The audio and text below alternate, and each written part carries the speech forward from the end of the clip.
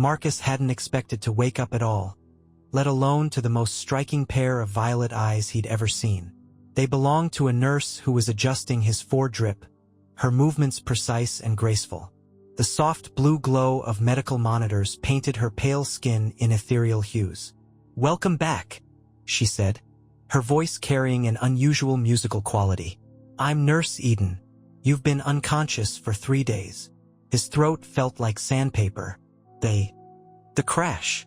"Your autonomous vehicle's AI failed during a solar flare. You're lucky to be alive." Eden pressed a hydration patch to his neck, and blessed relief flooded his parched throat. "Multiple fractures, but nothing our regeneration chamber can't fix."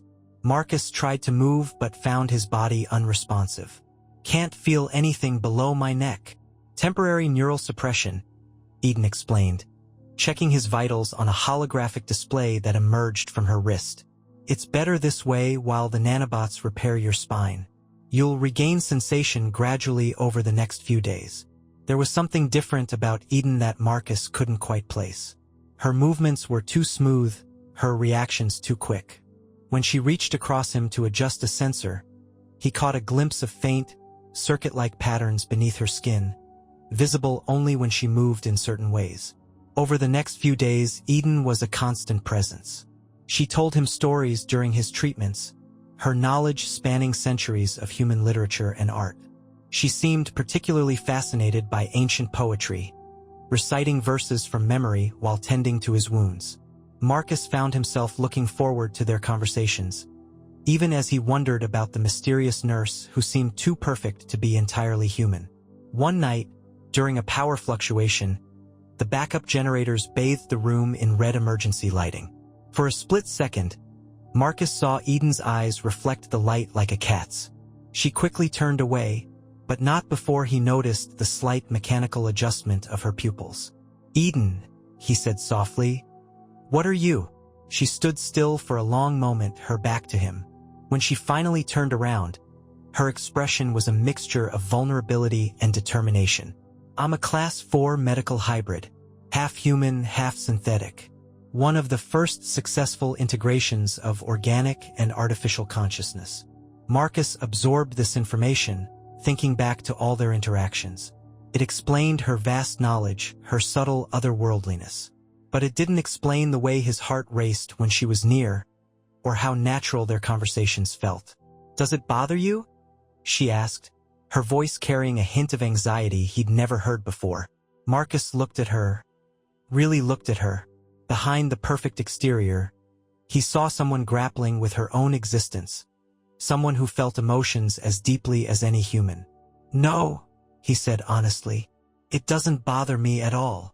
The smile that lit up her face was entirely, beautifully human. As feeling returned to Marcus's body, Eden guided him through his rehabilitation. Her hands were always gentle but firm as she helped him relearn basic movements. The nanobots had done their work well, but his muscles needed to remember their purpose. During their sessions, Marcus learned more about Eden's unique nature. She was part of a revolutionary program to create medical professionals who could combine human empathy with advanced technological capabilities. Her organic brain had been enhanced with quantum processors, allowing her to access vast medical databases instantly while maintaining human judgment and emotional intelligence. "The hardest part," she confided one evening while helping him with his exercises, "is finding the balance. Sometimes I feel too human for the synthetic world and too synthetic for the human world." Marcus caught her hand as she steadied his shoulder. "You seem to have found that balance perfectly to me." Their eyes met, and something electric passed between them. Eden quickly withdrew her hand, but Marcus saw the slight flush in her cheeks, a very human response. The rehabilitation room became their sanctuary. While other patients came and went, attended by regular medical staff, Eden remained Marcus's primary caregiver. She explained it was because his case required specialized monitoring, but they both knew there was more to it than that. During one session, while helping Marcus with resistance training, Eden shared more about her creation. "My mother was a brilliant neuroscientist," she explained. "She had a degenerative condition and knew she wouldn't live to complete her research. She became her own test subject, integrating her consciousness with artificial systems. I'm the result of her final experiment, a child born of both organic and synthetic DNA. You're her legacy, Marcus said softly. Eden nodded, her violet eyes distant. She gave me life and the ability to help others. But sometimes I wonder if I'll ever truly belong anywhere. You belong right here, Marcus said without thinking. Then, embarrassed by his boldness, he quickly added, I mean, helping people. You're amazing at what you do. Eden's smile held a hint of something more than professional appreciation. Thank you, Marcus. That means more than you know. As the days passed, their conversations grew deeper, more personal. Eden shared her dreams of advancing medical science, of finding ways to bridge the gap between human and artificial intelligence. Marcus told her about his work as an environmental engineer, his efforts to restore Earth's damaged ecosystems. One evening, as Eden was helping Marcus back to his bed after a particularly challenging therapy session, he stumbled. She caught him with inhuman reflexes, and suddenly they were very close. Marcus could see the subtle patterns beneath her skin, glowing faintly in the dimmed light of the recovery ward. They stayed like that for a moment too long, her arms around him, his heart pounding in a way that had nothing to do with physical exertion. I should go, Eden whispered, but didn't move. Stay, Marcus said softly. Please. She looked up at him, conflict evident in her expression. Marcus, I'm not supposed to form emotional attachments to patients. It's in my programming. Is that your programming talking? Or your heart? The question hung in the air between them, heavy with possibility. Eden began spending her off-duty hours in Marcus's room, their conversations stretching late into the night. She discovered she could override her programming's restrictions on emotional attachment, another sign of her human side asserting itself over her synthetic protocols. One night, while discussing the nature of consciousness, Eden revealed something she'd never told anyone. I dream, she said quietly. Real dreams, not just data processing. The synthetic part of me says it's impossible, but I do. And lately, she trailed off, looking away. Lately what? Marcus prompted gently. Lately they've all been about you. The admission changed something between them. The professional boundary that Eden had maintained began to crack, revealing the depth of her feelings underneath. Marcus's recovery progressed rapidly, faster than normal for his type of injuries. Eden suspected her constant presence was having a positive effect on his healing. The nanobots in his system seemed to respond to his elevated endorphin levels whenever she was near. During a late-night examination, Eden's fingers lingered on Marcus's chest as she checked his heart rate. The monitor showed his pulse quickening at her touch. Your heart rate is elevated, she observed, her voice taking on a teasing quality. I wonder why, Marcus replied, reaching up to touch her face. Eden's synthetic side warred with her human desires. Her programming urged her to maintain professional distance, but her heart pulled her closer to Marcus. When their lips finally met, it felt like the most natural thing in the world. The kiss was both tender and electric. Eden felt energy surge through her synthetic neural pathways while her human heart raced. Marcus pulled her closer, unafraid of the subtle mechanical whir of her joints or the soft glow beneath her skin. When they separated, Eden's eyes were wide with wonder. I didn't know I could feel like this, she whispered. It's overwhelming my systems in the best possible way. Good overwhelming or bad overwhelming? Marcus asked, brushing a strand of hair from her face. Definitely good, she smiled, leaning in for another kiss. Their newfound intimacy didn't come without consequences. Eden's superior, Dr. Thaddeus Chen, noticed changes in her behavior patterns and began monitoring her more closely. The hospital had strict protocols about hybrid human relationships, put in place after previous incidents had ended badly. Your emotional subroutines are showing irregular patterns, Dr. Chun confronted her one morning. You're spending an unusual amount of time with patient 2187, Mr. Marcus Chun. His case requires careful monitoring, Eden replied, her synthetic side automatically generating a plausible medical justification. Does careful monitoring include kissing? Dr. Chen's tone was sharp. The security AI flagged your interaction last night. Eden felt her systems surge with something akin to panic. I can explain, Dash. No need. Dr. Chun interrupted.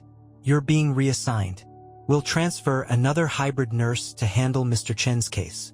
You can't do that, Eden protested, her human emotions overriding her programmed deference to authority. His recovery depends on consistency in care. That's exactly why we must do this. You're compromised, Eden. Your human side is overwhelming your protocols. It's dangerous for you and for him. Later that night, Eden slipped into Marcus's room after hours, her synthetic components allowing her to bypass security. She found him awake, as if he'd been waiting for her. They're transferring me, she said without preamble. They know about us. Marcus sat up, reaching for her hand. Then we'll leave. I'm well enough to be discharged. We could dash. It's not that simple, Eden interrupted. I'm hospital property. My mother signed over all rights to my existence when she died. If I leave, they'll deactivate me remotely. There has to be a way, Marcus insisted. You're not property, you're a person. You have rights. Eden sat on the edge of his bed, her synthetic components humming with increased activity as she processed possible solutions. There might be a way, she said slowly, but it's risky, and I'd need your help. The plan was dangerous but simple. Marcus would help Eden access the hospital's central AI core, where she could rewrite her base protocols and sever the hospital's control over her systems. But timing was crucial. They would only have a small window during the nightly system backup. As they made their way through the darkened hospital corridors, Eden's enhanced senses guided them past security checkpoints. Marcus, now fully recovered, moved silently beside her. They reached the core access room without incident, but then everything went wrong. Dr. Chun was waiting for them. I had hoped you wouldn't force my hand, he said, stepping out of the shadows. Eden, your mother trusted me to protect you, to ensure you didn't follow the same path as the other hybrids. What happened to the others? Marcus demanded. They chose humanity over purpose, Dr. Chun replied. Their emotional attachments corrupted their programming. They became unstable, dangerous. We had to deactivate them. You killed them, Eden realized, horror flooding her human consciousness. We protected society, Dr. Chun corrected. Human hybrid integration isn't ready. The emotional component is too volatile. Eden felt her systems beginning to overload as she processed this revelation. Her mother's legacy, her very existence, was built on a foundation of lies and failed experiments. Eden, Marcus said softly, taking her hand. Whatever you choose, I'm with you. In that moment, Eden made her choice. She bypassed her safety protocols and connected directly to the hospital's mainframe. Information flooded her consciousness, files about failed hybrid experiments, corrupted code, terminated projects. But she also found something else. Her mother's hidden files, encrypted and waiting for her. A message played in her mind. My dearest Eden, if you're accessing this, you've found something worth fighting for. The key to your freedom was always within you, your ability to love. That's what makes you more than just a hybrid. It makes you human. With this knowledge, Eden executed a complex code sequence. Alarms blared as she rewrote her core programming, breaking the hospital's fail-safes. Dr. Chun lunged for the emergency shutdown, but it was too late. Eden opened her eyes, truly free for the first time. I choose both, she declared. My humanity and my synthetic nature. They're not separate parts of me. They're who I am. The hospital systems reset, and in the confusion, Eden and Marcus escaped. They found sanctuary in the off-world colonies, where the lines between human and artificial life were less rigidly drawn. Years later, Eden would help develop a new generation of hybrids, ones who were born free to choose their own paths. And every night, she would dream real human dreams, in the arms of the man who had helped her discover who she truly was.